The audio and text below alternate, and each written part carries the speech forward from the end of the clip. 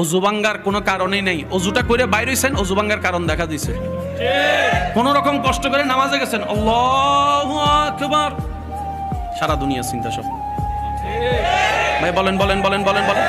এমনও হয় 2 রাকাত পড়ছি নাকি 1 রাকাত, নাকি বসছি না বসি নাই, তাহিয়াত পড়ছি না পড়ি নাই, হয় হয় হয়, বলেন বলেন, হয় হয়। যাদের এই সমস্যাগুলো হয় বা হয়েছে তাদেরকে আমার পক্ষ থেকে সালাম।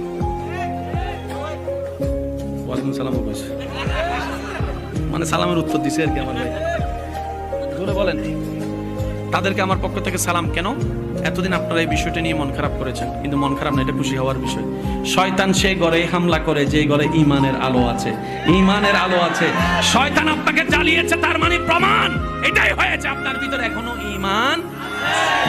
আর একজন মুসলমানের জন্য ঈমানের চাইতে বড় দামি সম্পদ কিছু হতে পারে না। শয়তান জীবনে কোনোদিন আবু জাহেলের গুতাই